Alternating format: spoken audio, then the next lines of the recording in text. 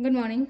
Ngasi se thangju numit ko thangju numit ke card ki message yung minar se thangju numit ngasi se akhoi gi ekadashi tare ko ekadashi se yogini ekadashi en ha ko ya yogini ekadashi se akhoi na sum toba ya ba ritual macha macha ina nahan bodi khara hap khram ne ko adu su yeng adu dum yeng biraga dum follow to biro ko adu dum su lai re ano bai cham cham bai ke no maga map ta share to zera ke ko ngasi se toba ya ba se ko akhoi na sum back ta hap na bani ko egi ko haidi kai no bodi am yame ko technique or na traga mo manifestation ki no ma'am se ado ina makal share to kai no ha matam da isha ga energy ga chana ba he yaw bu sya ba ado nga sai gi sam na ha da mi mana water manifestation chana de ha ga di belief yam na chana ba gumba water chana ra ga ha di belief scripting da yam na ha tar engon da kana ba gumba porok ko ado du na yari ngai ha tar ko aina makal a pe se makal loina mal try to bu yo engon da dak lang na ha di khara chana ba khot pa dum yaro ka ne ba ko adu le re ko ado aina kano nahan kano hapsa gi bedo ko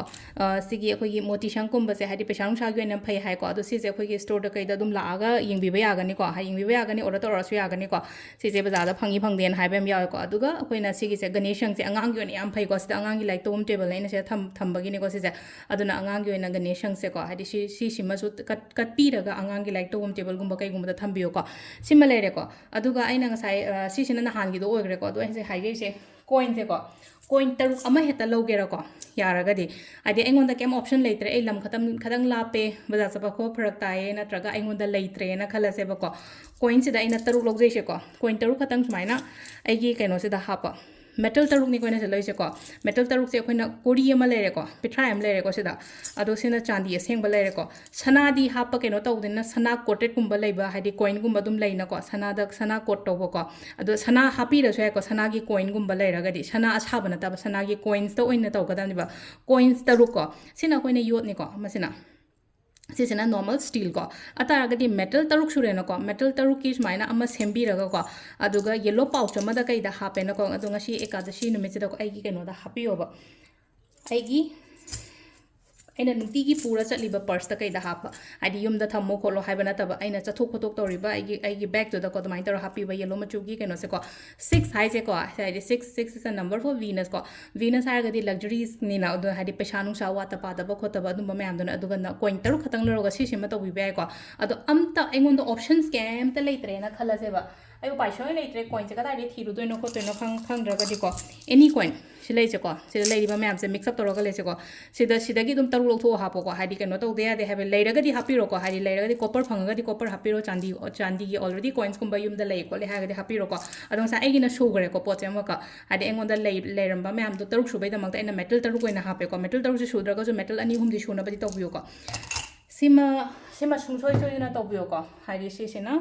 engon da leina ko pesha nung sa oiro natraga hadi money blockages kumba leiba khotpa dum ba mayam ge ko yellow haira ga di sana machu natraga yellow color gi pouch kumba kai kumba ma happy raga si se ai thamma se ko si potsima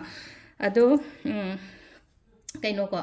akhoi thangju numit ki numbers ko ahamba da thangju numit ki number se 93 lere aduga kala na black na traga purple gumba kai gumba dmaina si na bi ba ko ado nga sa ekadashi like khuramba ko to hodringai da aina haijai na ko kaino gumba hairs ne ko cleansing to ba khot pa ama nga ta ho ga laga dum ba mayam dum adi to biro ko mayam sungjo shoidana adugi part ma to minarase aduga adagi akhoi thangju numit se yaraga di donations angam ba khatang oi taraga so mi gi mating gumba to biyo ko ngasi sa तो सीधा ले रखो cards में आपसे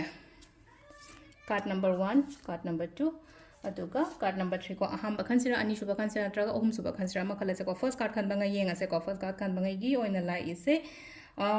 सिला लेनो को हदि balancing याम दरकार होय को थबक तो मतम दा यानबा अमगिसु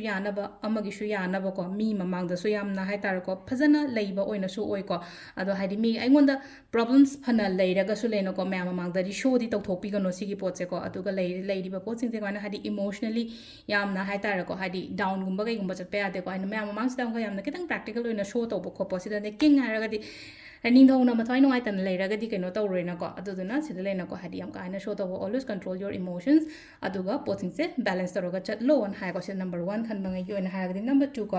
नंबर 2 सिना हादि चटलुबा थबा इंखांग दा दाउ यागनि को सिदा निपि से यामना वखन नुंगाइना फमगा से लेसे को अदुदुना हादि गुड लक कुंबा को kai गुंबा अदुगा अमना आइना चतोरिबा आइना तौदोरिबा थबक तो फंगबा yarakpa mangol oirakpa haibaduni ko number 3 ko number 3 kan bangai gi oina haragadi ko kitang nungai taba khara dum khanjalaga ungaga leibado dain to ko khangana dogi poto adi mioi bane amuk nungai ba amuk keno amuk wa keno amuk wa ba se hongna sane ko sisu life ki cycle amane na khando le na somda yadre ke sukai dena somda keno to loire da haina dum tar khando pyo ko sina ko gi card ki message leire ko timings ne ki pung taru ka minute 9 daina 3 ka minute yankai ma thoi phang leire ko adagi pung 13 ga minute 3 taina mari ga minute 13 phawung leire aduga nungdam sena taru ka minute taru taina 3 ka minute 13 phawung leire ko aduga ayuk nungdawiram ko nungdawam pung 9 ga minute 9 dagina pung 12 ga minute 13 mari phawung leire ko aduga nongalam dagina 3 minute 9 daina mari ga minute 13 phawung leire ko sisina koi gi ngasi go ina phaba time ko adu sida leire koi gi daily card message ma'am thank you